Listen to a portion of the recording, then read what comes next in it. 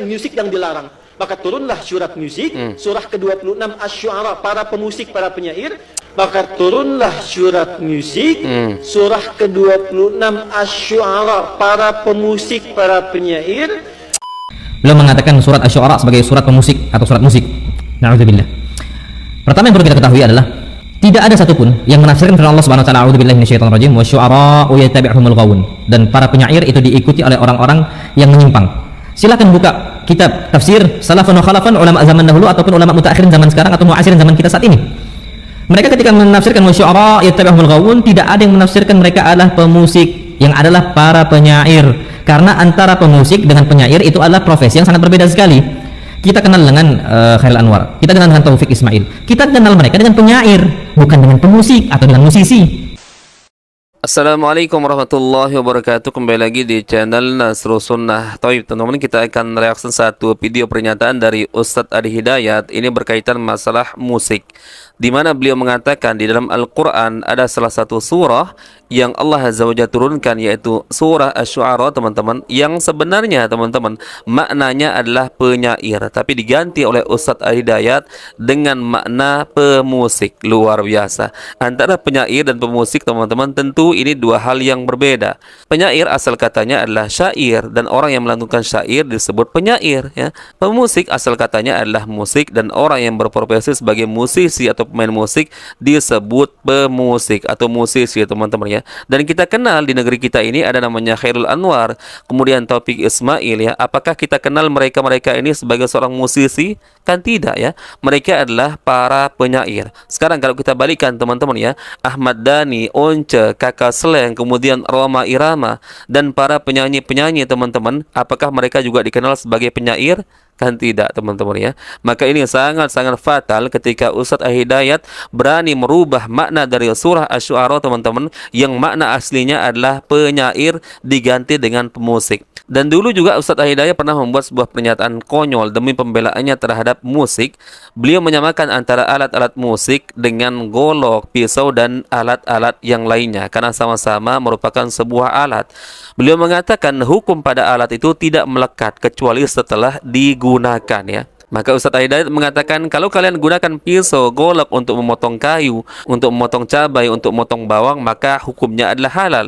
Tapi ketika kalian gunakan untuk membunuh, maka menjadi haram. Nggak bisa, teman-teman, ya. Tidak bisa disamakan dengan alat-alat musik, karena hukum asalnya kalau alat musik memang sudah diharamkan. Sebagaimana sabda Rasulullah SAW, akan ada di antara umatku nanti yang menghalalkan zina, khamr, sutra bagi laki-laki, dan alat-alat musik. Ini artinya, teman-teman, empat perkara tersebut yang disebutkan secara bergandengan bersamaan oleh Rasulullah, hukum asalnya adalah haram, teman-teman, ya. Tidak bisa disamakan dengan golok, ya. Kalau golok hukum asalnya adalah halal, teman-teman, ya. Namun ketika kalian gunakan untuk misalkan menyakiti orang lain, bahkan sampai membunuh orang lain, maka haram bagi kalian. Tapi bukan alatnya yang haram, tapi perbuatan kalian yang perbuatan haram, teman-teman, ya. Dan tidak bisa dihukumi secara keseluruhan. Tapi kalau alat musik, teman-teman, ya hukumnya memang hukum asalnya sudah diharamkan. Sampai-sampai fatwa Imam Syafi'i yang paling terkenal mengatakan orang yang mencuri alat-alat musik maka tidak dihukum qisas, teman-teman. Tidak dihukum potong tangan. Kenapa? Karena dia mencuri alat-alat yang memang hukum asalnya adalah haramnya. Lalu bagaimana Ustadz Hidayat menganalogikan alat-alat musik, golok, pisau, teman-teman, yang dia katakan hukum pada alat tidak melekat. Subhanallah. Nah, kali ini juga pernyataan beliau sangat-sangat konyol. Berani merubah salah satu surah yang jelas maknanya adalah surah Asy-Syu'ara tersebut adalah penyair diganti dengan nama pemusik. Luar biasa. Baik, sekarang kita simak video dari Ustadz Adi Hidayat dulu.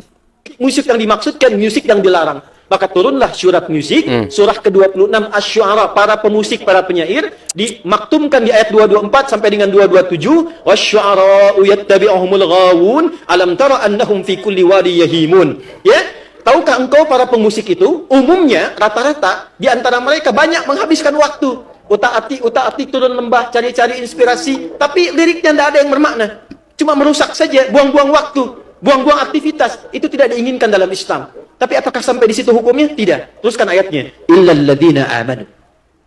Ada orang beriman yang memang passionnya di situ.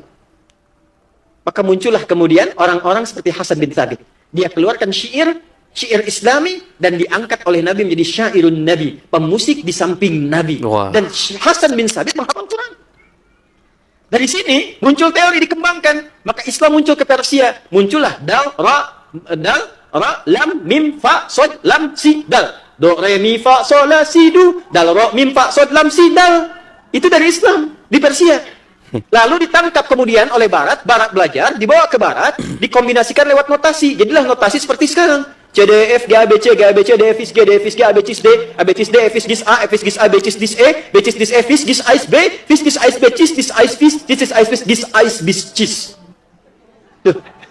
Luar biasa teman-teman ya. Sampai-sampai Ustadz Al-Hidayat berani merubah nama surah Asy-Syu'ara yang jelas maknanya adalah penyair dengan nama pemusik teman-teman ya. Sejak kapan penyair dan pemusik ini sama teman-teman ya? Makanya saya katakan seperti di awal, bisa nggak kita panggil seperti Ahmad Dhani, Onca, Kakak Seleng, kemudian Roma Irama dan penyanyi-penyanyi yang lain sebagai seorang penyair? Ya nggak bisa. Ya begitu juga dengan para penyair teman-teman ya. Tidak bisa dikatakan sebagai seorang pemusik atau seorang musisi, karena ini dua profesi yang berbeda teman-teman. Yang namanya syair tidak diiringi dengan alat-alat musik, tapi seorang musisi teman-teman tentu bergandengan dengan alat-alat musik. Lalu dari mana Ustadz Adi Hidayat mendapatkan tafsir seperti ini teman-teman ya? Surah Asy-Syu'ara yang jelas maknanya adalah penyair diganti dengan nama pemusiknya.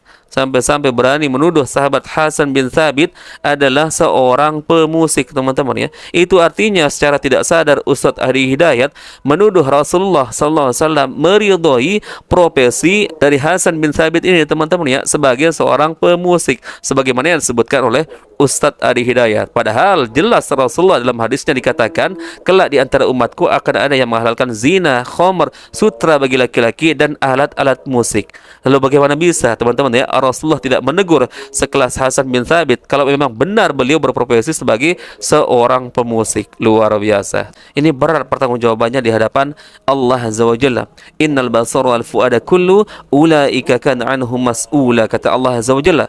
Sesungguhnya pendengaran, hati dan lisan semuanya akan dimintai pertanggungjawaban di hadapan Allah Azza wa Jalla. Dalam hadis yang lain disebutkan seorang mengucapkan sebuah perkataan yang dia tidak perhitungkan ucapan tersebut, maka itu membuatnya dilemparkan ke dalam neraka jahanam yang jaraknya antara timur dan barat.